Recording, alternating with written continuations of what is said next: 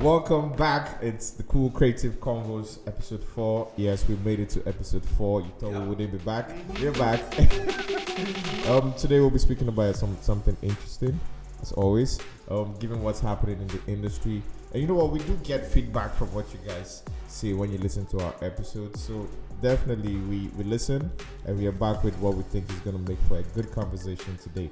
Today we're going to speak about personal branding, and not your usual personal branding, but in the context of what is happening in the industry.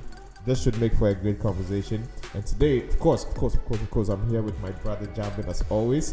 Jabin, what's up? Charlie, Ade, we had to come back again, and I think this conversation is timely. We're in an era where everything be branding. We really want to understand, what does it mean for you to build a personal brand? Why is it even important? And why are we even wasting our energy talking about these things? Everybody says it's good, but how do we get there? So I'm really excited about this one. I've spoken about personal brand on different platforms, and every time I'm speaking about it, it's different because given the people in the room, it does change the context of the conversation. So today, we decided to bring here one of the best, one of the experienced. We always try to make it as practical as possible. So we are here with somebody who does it on the daily, somebody who's managed Ep4, somebody who's managed Samsung, somebody who's managed. Give him the brands. He's been there. He's done that. And he's also very controversial if you follow him on Facebook. He's a culture person. He's an industry folk, and so definitely our first guest on Cool Creative Convos we have in the house. Why always echo? Guys, it's good to be here. I love what you guys are doing. Yeah. So we're just gonna get right into it. This is just gonna be, as usual, our conversation. So starting off, we want to get deep dive into personal branding.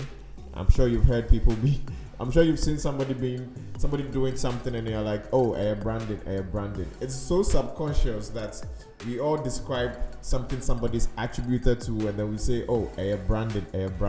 Today we are going to take a pause and try and understand what people mean when they say branding. And that's how we're starting our conversation today.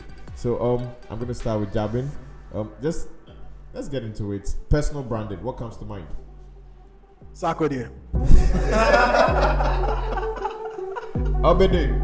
Chief branding person. So my question, I'm glad you said Sakode, because when I get to Echo, I'll say, why not Shatawali? Yes. No, but I think it's basically putting yourself in a certain mind space of your consumer, or whoever is consuming whatever you are creating, or whoever you are. So for example, if you're a musician, you're not just you're in everybody's mind as a musician, but you're able to occupy a certain space in the listener's mind that you are this kind of musician, right? You are doing this kind of things. This is how you move. Same way for any person in any job. We are all just great professionals doing our work. But once you're able to occupy people's minds as this kind of person, this is what I do.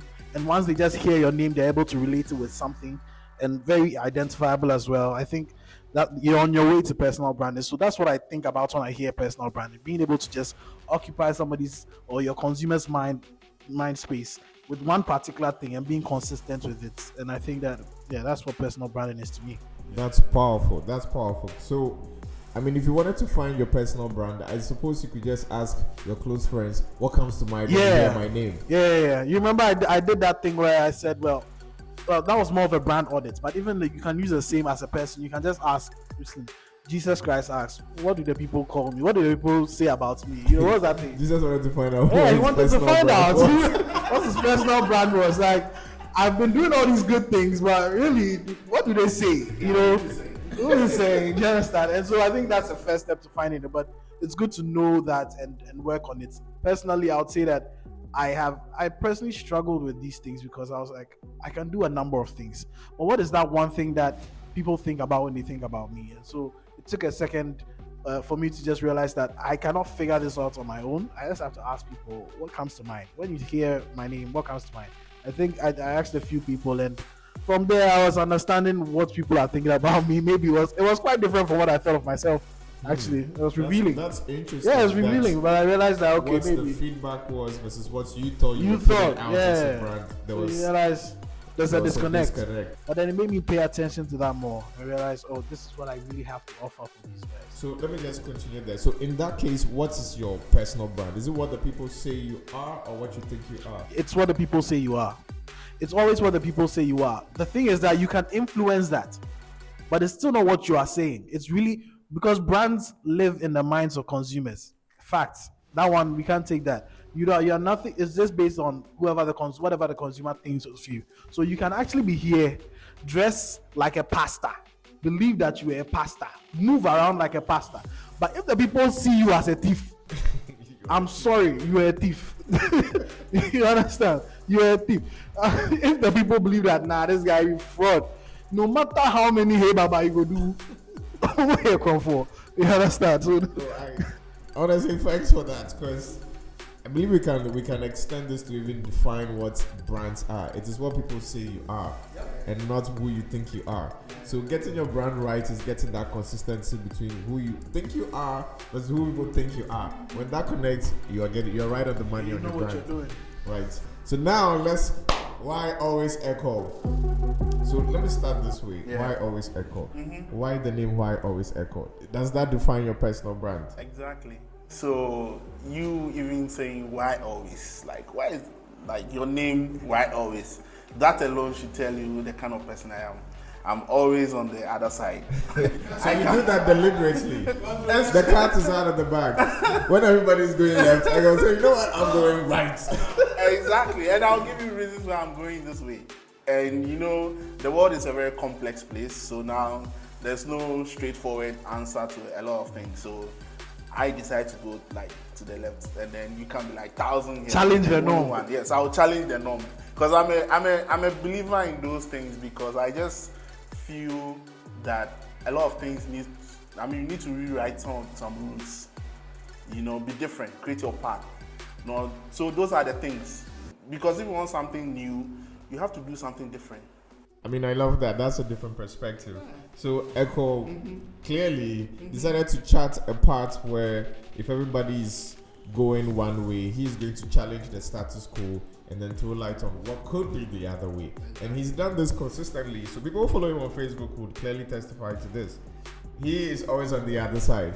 So it is no wonder he's a big fan of Shatawale. And that's why I want us to get to. When you speak about, Gavin spoke about Sarkodie in terms of personal branding and how he has projected a certain image in all of us, our minds. Now, when we speak of Shatawale, again, we can all attribute a certain character to Shatawale. That can we say that's his personal brand? Yeah, that's given how we all perceive him. Yes, I mean, I've gone close to him a bit, so I kind of know the kind of. But you're in SM camp.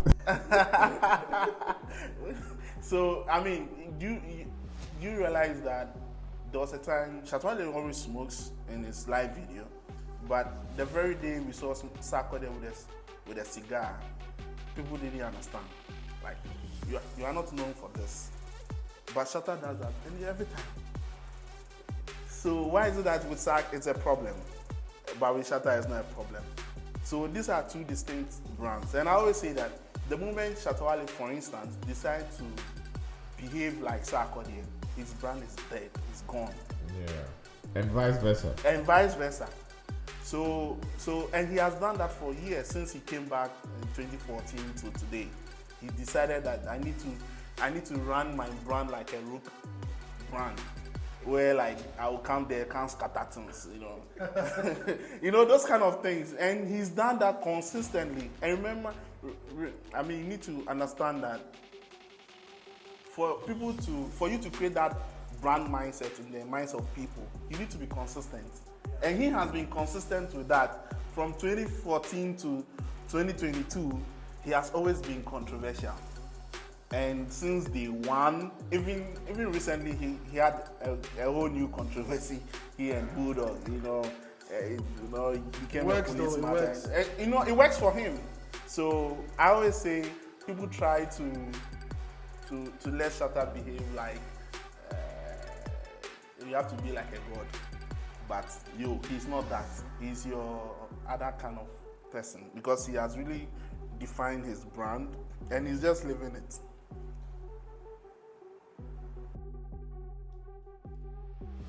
I mean, super. So things that jumped at me, consistency. And the example you gave about Sarkodie trying to do what we haven't known him to do, all of a sudden it became a disconnect in our minds. We are like, we did not know you as somebody who smokes, but all of a sudden, it's not a problem. It's not a problem. And I want to also push it further by saying, after that, you don't smoke, and he kept going at it. Now we've all accepted it, and now it's part of his personal brand. So consistency seems to be the key to building that personal brand where whatever you want to project, whatever image you have yourself, if you keep pushing at it consistently, the people would eventually accept it. So I think that's a really, really interesting place to look at it. So now let's bring it back to, especially I want us to bring it back to career and how all of us in this room, I know we're all building our personal brand in specific niche. We had an episode with Jabin where he spoke about creative strategy. I also had an episode that we spoke about influencer marketing and digital marketing. And if you want to speak about, and no wonder Eko's examples were about Sarkodie and Shatawale because he's built a personal brand as a commentator, as a critic in the entertainment industry. I mean, he does it for corporates, but if you wanted to speak about entertainment industry, you definitely want to have a conversation with Eko as well. So I guess it's the consistency that has brought this image in all of us, our minds about who we are and how we are trying to chatter our paths. My daily work, what really brings money to my table, it's not entertainment. It is high corporate communications. Doing it for big global brands. I remember that Absat deal. Actually, both of you work on that page. But recently I met someone and said, Charlie, you'll be big for the entertainment industry. And I'm like, in my head, I'm like, that's my goal. But it's obviously because I comment a lot on entertainment stuff. So consistently, everybody thinks that, I'm an industry gatekeeper. I'm thinking to that gatekeepers. Hey, gatekeeper. I'm sitting with the gatekeeper. I'm so privileged.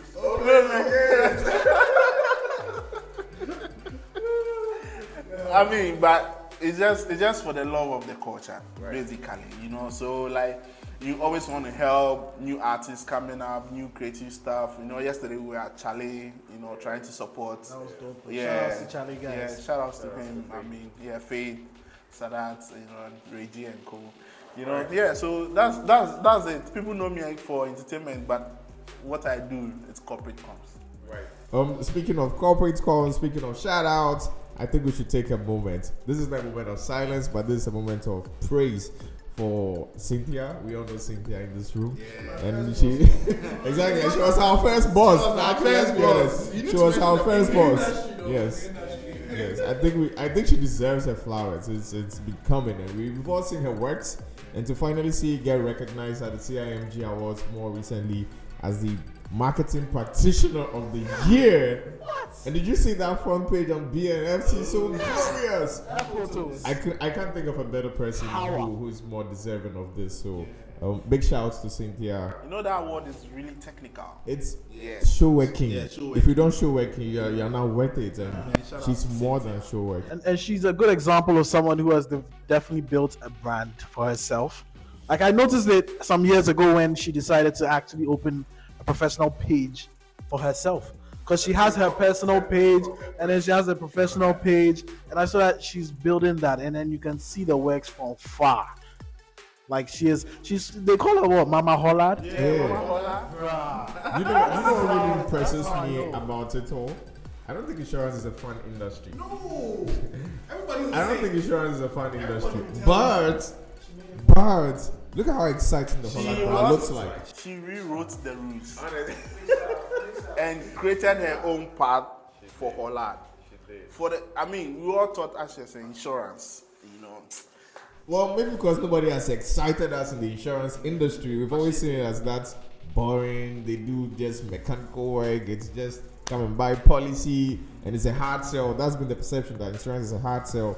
But to see how Hollard is marketing it, and it keeps everybody else on their toes. All of a sudden, It's brought a lot of life into the industry. It's so good to see. And that's what we need. We need young people like Cynthia to bring some kind of energy into their space, because I mean, I was telling you guys that if you look at how our Gen Zs really behave, if our marketing directors who sign off on budgets don't get them what it takes to excite those people, then they've lost it. Yeah. You know, so it's good Cynthia, I mean, came into the industry. Yeah, big shout.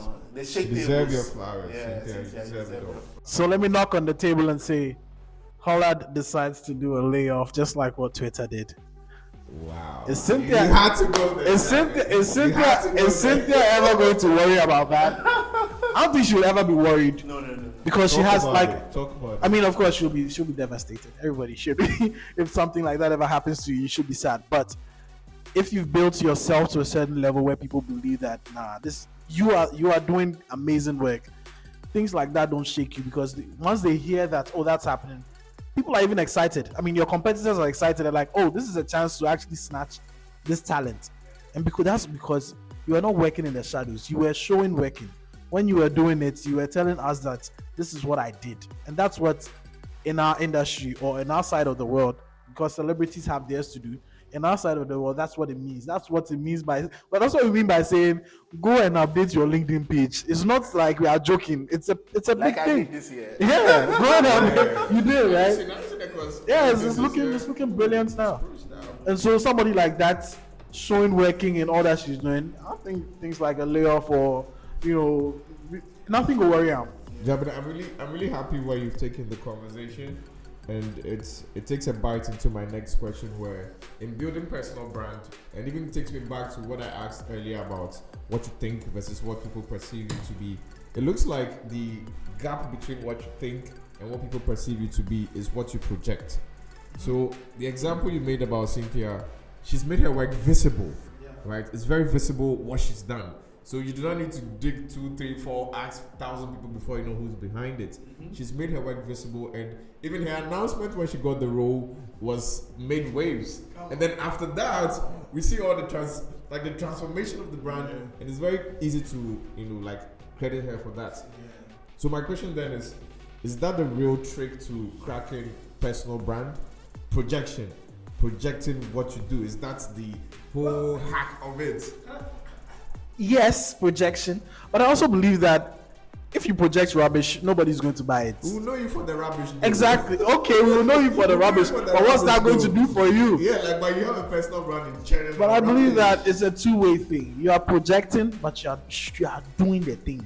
Like, you know your stuff. And everybody knows when somebody is, lying. I mean, I was going to use another word, but lying. We know them. And so I think it's those two things. embellishing. You are projecting, but Charlie, don't forget. So I think I was asking you the other day, and maybe you should be able to. I don't know, Echo, help us here. When do you know that somebody they lie, like you fraud, right? See, there are so many people with great personal brands when it comes to business and like marketing and the space within inside. But it's fluff. How do you know when they are doing the fluff? I'll ask them. Hashtag no fugazi. Yeah, they're fugazi. How you know? How do you know? Those things are really. It's when you go into the tiny details. Like, for instance, the person gets an appointment.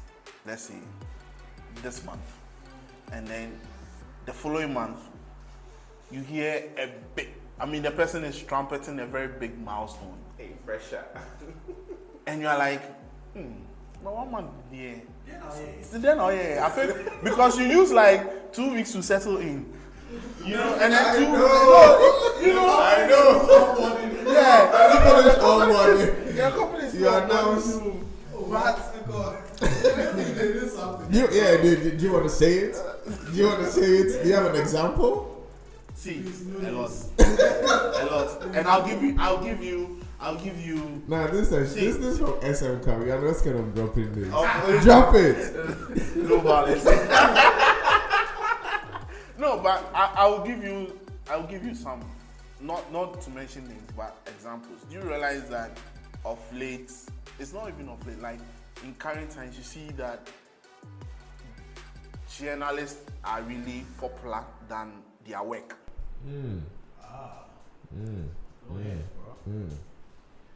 So you see more of them than their work. Influencer journalist.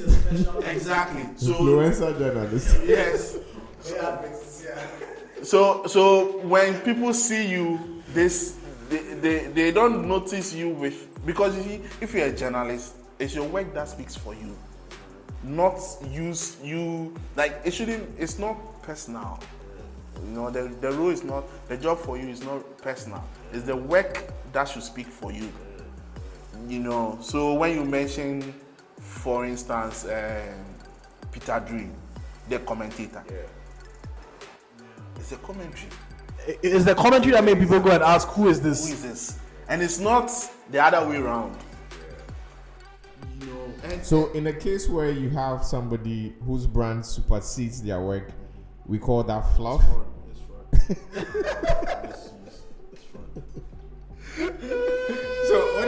So let's say they are showing working, but because maybe they have misunderstanding of what personal brand is, they tend to be pushing themselves more than their work. Exactly. And I'm saying this because I also have an example of a Ghanaian brand. Unfortunately, I can't mention the name.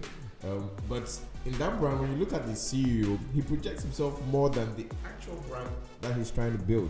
And you even notice that he's won more individual accolades than the brand itself. So I saw it and I questioned it. Are you building? We questioned it. Yeah. Is it the brand you're building? I know the personal. Oh. And if you go on the website, his personal information supersedes the brand. So is it putting his personal brand ahead of the corporate brand? He is the brand. And what are the risks? What's the risk in that? I mean, the risk is very obvious. If you leave, the brand is dead. Like in the minds of people. Unless then the brand needs to work maybe 5 times harder to project the brand itself in the eyes and even the minds of consumers. It's happened a lot. See, we can mention names. We really are in the age of celebrity CEOs.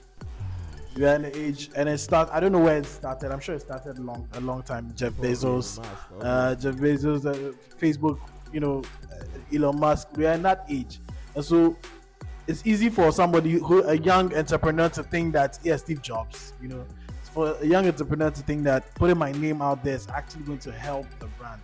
But like Eko said, it doesn't stop with journalism. Everything, it's really the work that shows the personal brand. No matter what, no matter what Angel Di Maria will do, great player, but he can put his logo somewhere, brand himself anywhere, but he's not Cristiano Ronaldo, not just because of the brand. Ball, forget it. Cristiano Ronaldo cannot be whoever he is without the ball. Same for LeBron James, Michael Jordan, all the big stars, or whoever it is. It's really show working, and that's what I think that projecting, is there, but the work, if you are giving rubbish, forget it.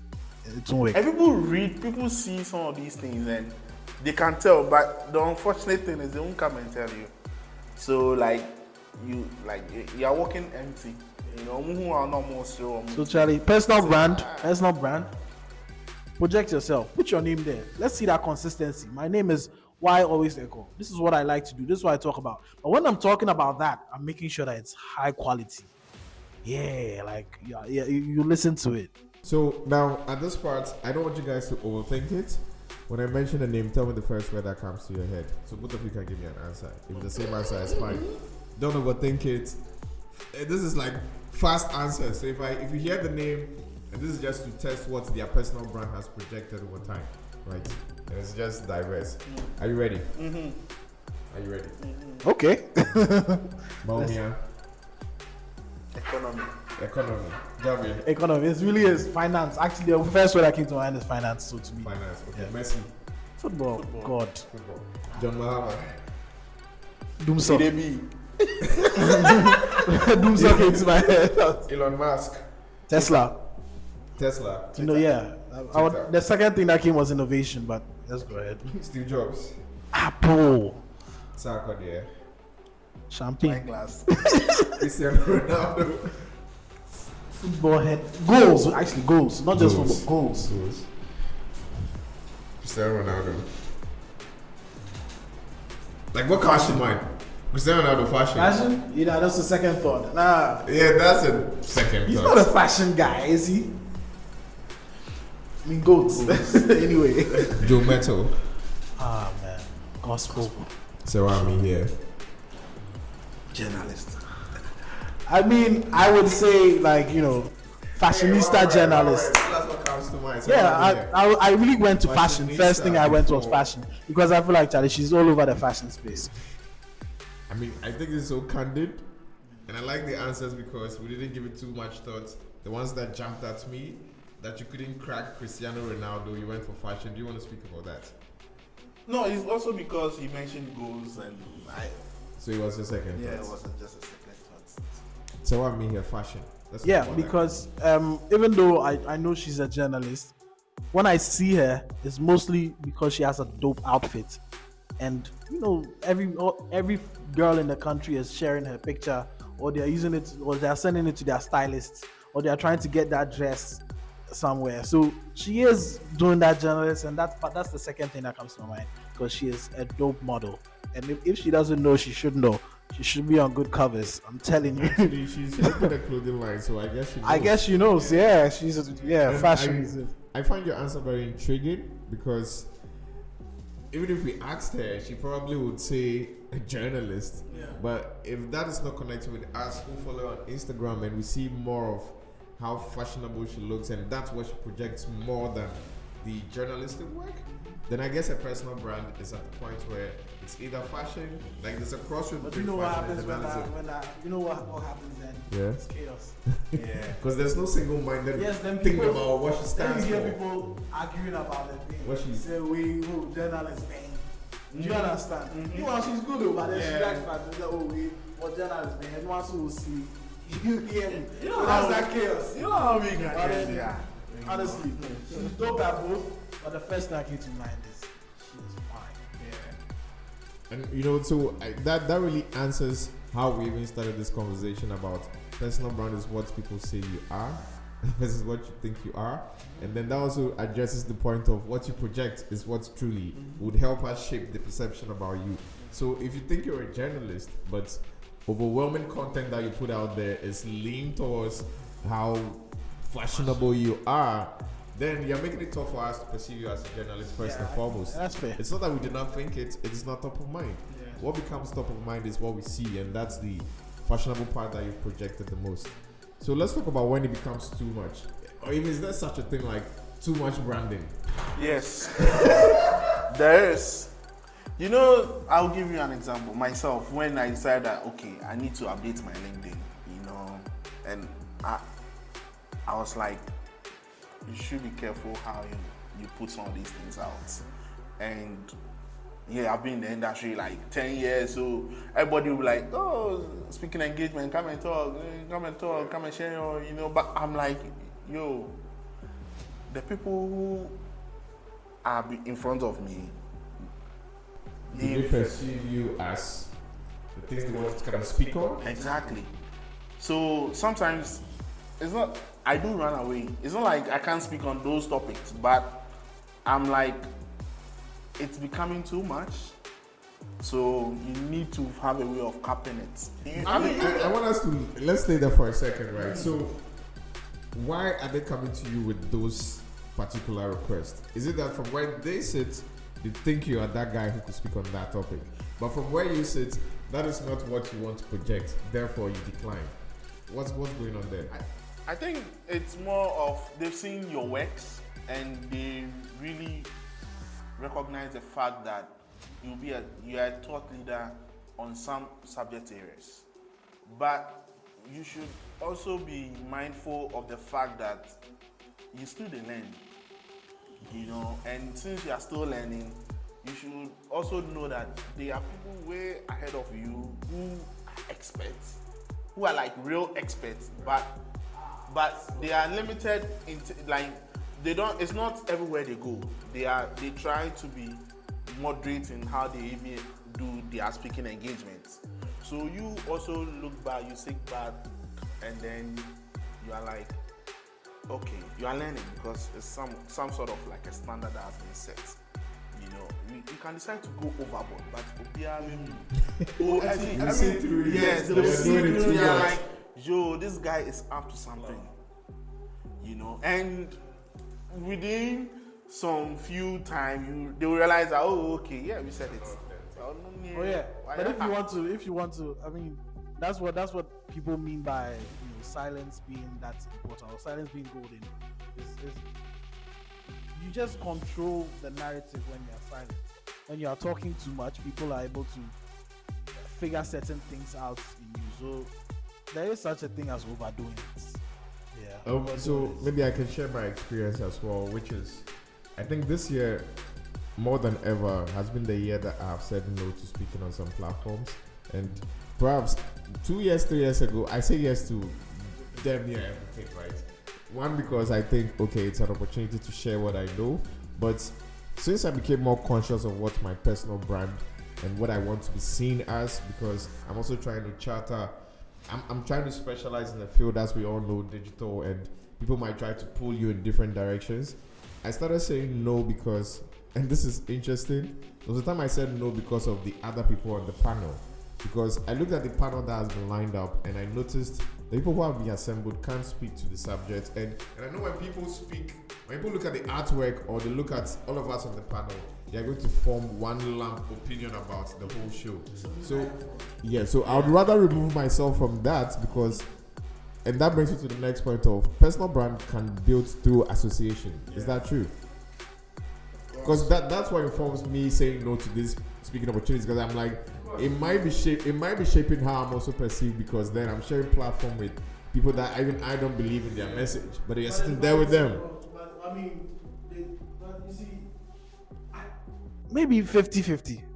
I think that your personal brand is still your personal brand, and you can be in the midst of frauds but still be the correct one in there. Really, that would be tough. It's possible. Of course, it's tough.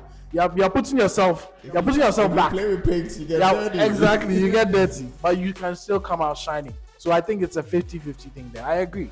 If you are working with too many frauds, at some point people might think, show me your friends. Why are you working with these people?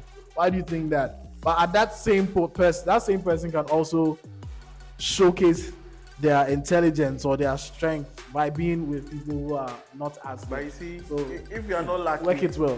When people don't really, we are even in the world where a lot of people even don't pay attention to details. So the moment they see you in a picture with them, this as those people are still, so you are helping them still. I mean, honestly, it's true, because in government right now, and given what's going on, it is almost impossible to come out and say, I am the good nut, everybody else is a bad nut. Nobody wants to hear it. Yes. I mean, I think we've also, in the conversation, we may have leaned towards those who are not getting it right, the fugazers. Now, let's give flowers where it's due. Can we speak about the ones that we've identified that we think are getting it right? They have the authenticity on lock. They have the clarity on what they stand for, and they don't have to. When you mention their name, there's this single-mindedness of what they stand for. It comes easy. Can we give an example of who is getting it right in the industry? You mentioned Meister. I did mention Meister because I just 2-3 years ago, I would look at him as, wow, this is the guy, man. This is the guy that for me in my industry, this is the guy I would like to see myself as. And so I like that. I like to look at people like that and say, wow, they did well. They did well in everything that they did. They showed you that this was the success. When he was handling Easy, you saw the success. When he was with Vodafone, you see a success. You get me? When you follow the career, you see the works that he's done. Evidence of the growth. And so he is, in terms of this marketing industry, he's one of those that I think he's done great with his personal brand. I mean, there's so much more he can do, but he's definitely a lot of boys and a lot of guys coming up.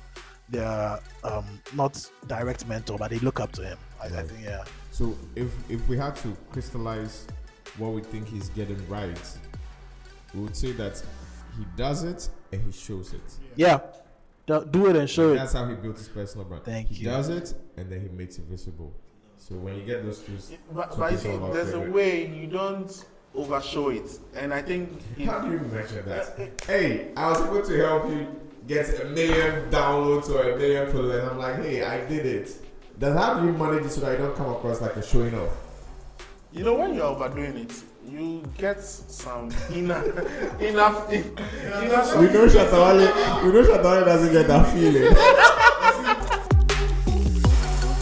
But I want to talk about Faith. Talk about faith. Yeah, because I mean, we all were with Faith, working in PR, and then Faith decided to carve a niche, and I've seen that niche. Nobody who is fashion PR specialist in this country. Like, if you have a fashion brand, there are, but we can't think of any, because even if I didn't know her, I would know her by now. Yeah, we can't think. And I think that's an example of somebody who has decided that, listen, this is what I do. I'm going to let everybody know, and I'm going to eat off it. Building a personal brand as a business. Because I tell you that even though Twitter has laid off Meister and Co, Meister is not going to be hungry now. I feel like we should talk about that for a second, and also because you brought up the Meister example of how he has nailed it in terms of personal branding. But we all know the Ghana team is bigger than Meister, in the sense that there were other people in the Ghana team, and it's difficult to have other people name 3 members of that team, unless because you're close to them. But I think on the outside, people can't mention 3-4 members of the Ghana team, and they will definitely mention Meister first. So Meister is going to rip off of all the personal branding he's gained, making sure all the people he's verified was visible, all the hash emojis he was able to get for events, all the partnership. He made it very visible. But how about the other members of the team who didn't, from where I said, didn't take advantage of putting their work out there? How's this going to play out for them? Hey, in the end, I told you there are 2 parts of it. It's merit, it's actual work, and then projecting yourself, right? So whereas somebody who has projected themselves well would easily just walk into another room or another job easily, the others would probably find it more difficult, but they will walk into another job because of the work. Hey, it's still on your CV. It's still on your CV. That's so a blue chip. It's good, but of course, brand. that's what personal branding does. It oils the path for you. Right. I say oil. I'm not saying.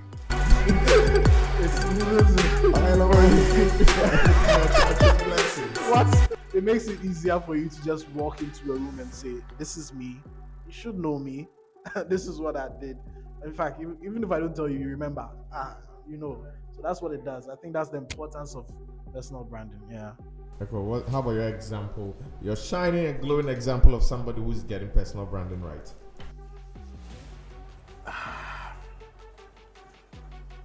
I'll say, like those days, we'll mention people like Georganda, MTN. We'll mention people like Morena, Trevor, MTN. We'll mention Uche of Vodafone, So, and Sophie, she actually showed working, and we saw that, and we saw how she projected the French culture into the Ghanaian culture. She made a lot of things so smooth. For the first time, a lot of people were talking more about Paris. People were going to Paris instead of Dubai, instead of Turkey, or a lot of the bloggers flew to Paris because of that. And she's influenced. But you know what I like about that is because her background. I mean, she is an ambassador. She is, this is the job that she does, and everybody is aware. But you could tell that she has a personal passion for the arts, in the arts, the music, the movies, the film. She's just an artsy person, and she didn't shy away from that. She could have done this whole French thing in another way, maybe just focusing on education, government relations, and it would still work. But she said, "This is what I like, and this is what I'll do to it," and I enjoyed it. We thought we had hit the ceiling with popular ambassadors when John Benjamin was here, but clearly, and Sophie is a different level. Brought a different vibe, and you see, and that's the importance of creatives. Yeah. it kind of like lets you know the soft power of some countries, you know. And probably if she even took, let's say even 1,000 politicians to France, they wouldn't have spoken well of. It wouldn't make that. They wouldn't many make that waves. pass, Yeah. you know, Yeah. of France or Paris in Ghana. But she decided to go the creative way to sell the socks. Small influencer marketing. I tell you, the woman got it so right, and it worked. You know, yeah. Okay, so I think we have some glowing examples of people who are getting it right. Maybe you guys should let me also chip in one example. Of course. Right, so I want to take it from social media and how I see people using their digital platforms to carve their own personal brand. And when I look at industries that have not been explored, and I see people going there, it's such an easy win, because when I saw Zubeida come out strongly as a food blogger, and before Zubeida came, there were other people playing in that space, but they were doing too many things whilst doing food. So we had a brand like Taste Tales. I don't know if you guys remember Taste Tales. Shout out to Reku. You know, yes, shout out to Awo. You know, they came out to start this whole food blogging thing, but then Zubeida came out with full energy and focus. It's like, I want to stand for food blogging and nothing else. I stand for food and nothing else but the food. Nothing else but the food, and she's been consistent at it, reviewing restaurants. I'll tell you what, I found places to go for dates on her website. Before that, where would I go? I have to ask friends. But it just shows how she's carved that way so clearly and strongly in a very compelling way that you can't associate her with anything else but the food blogging space. And for me, that's a clear and a glowing example of a food blogger. And if you look at the sports industry as well, the likes of Gary Housemates, the likes of Fentu, all these young guys are now projecting what they do, and you can't put anything else past them when it comes to football, specifically football. Aisha, happy. Yes. So yes, when it yes, comes to yes, women's football, she's also come in strongly in that space, and obviously you can leverage your social media to also drive that perception about how you want to be perceived. And this leads me to my next and final question: how? Just share tips on how people can get this mysterious personal branding thingy people talk about. How can they hack it? What are the tips you can share with people how they can get their personal branding? I think one, have a focus. Focus, okay. Two, you need to be very genuine. The authenticity. You can't fake it. You can't fake it. You don't believe you fake it till you make it? No. No. But you see, even when you make it, that's genuine. Okay, then But you the have process, made it. the process is faking it. Yes, you are faking it. But the point there is be authentic, genuine. Genuine. And your personal branding needs to tell a story. A story that really inspires people. You understand? Yeah. We are comms digital marketing people. I'm sure we have people that we look out for. Yeah. You know, like we want to be like them or even be better than them. So those are some of the things. And then the last thing is what? Just be consistent, Charlie. That's a powerful 4-point tips on how to hack your personal brand. One, have focus. So it means you need to first of all stand for something and then set your eyes on it and have that focus. And then the second one is to be genuine and authentic. Do not fake it. Do not fake your way there. Do not be fluffy. Let there be substance under what you stand for. And that's the second point Ep4 shared. And tell a story. I mean, for communication people, they always tell you if you want to gain people's attention, if you want to captivate people's attention, it is always a story. Tell a compelling story. The examples you've heard about people who are getting it right, from Meister to Uche to Zubeida, they are all telling a story in their particular niche that they've chosen for. So find whatever you want to stand for, and maybe I should pass this on that. Do not think somebody's already doing it, so you also can't build your personal brand in it. The sky is big. You can have a lot of people with personal brand in a particular field. So do not be deterred by what's happening in the industry. And the final, and I think one of the strongest points is consistency. And for every example we've given for a good personal brand, one common factor is it is consistent. over and over and over and over and over and over again. They stand for that thing. They show it over and over and over again. Then it sticks. Javin. No, I think you guys have got it covered. I like what you said about don't think that somebody is there already so you can't do it. It's like the spaces are so big, but the one thing you should pay attention to is trying to be distinct. Don't be copy. Don't just copy. You can, because the things that we are doing, there's nothing new under the sun, but always try and be distinct in what you do. That's why ourselves as designers, that's what we try to do. Like every time we can copy something, but just leave that one thing there that you can say that, oh, this is you. Oh, you wrote that same word, but then we changed the I just to look some way. Or maybe I'm telling the same story of somebody who started from scratch with nothing, but I made it here. But this story is now mine because I picked it from this angle, that angle. So aside that consistency and all the things that have been stated, try and be very distinct, and that's the one thing I can add to it. That's also a very, very, very powerful point. And I know you've read this book, The Brand Gap. And one thing that book will preach about is distinction. Like, you need to be different. And I like the illustration in that book where it will draw a grid of circles. Like, so you see you see a grid of circles, and then they draw one square in there. The only thing that catches your mind is the square. It's because the mind is designed to pay attention to what is different. So in a world of billions of websites, in the world of millions of social media users, in the world of many sports writers, plenty food bloggers, where you have to shine is finding that difference, that differential factor. Where when you're also playing in that space, we can point to a lot of food bloggers, we can point to a lot of sports writers, but we'll point to you differently because that's the one thing that stands out. That's how the brain works. Guys, it's been the Cool Creative Convos episode 4. I've truly enjoyed this conversation, and it's always a learning curve whilst we're also speaking about it. So I know you've also picked up a few things. Leave your comments, share the link. Let's catch up on episode 5.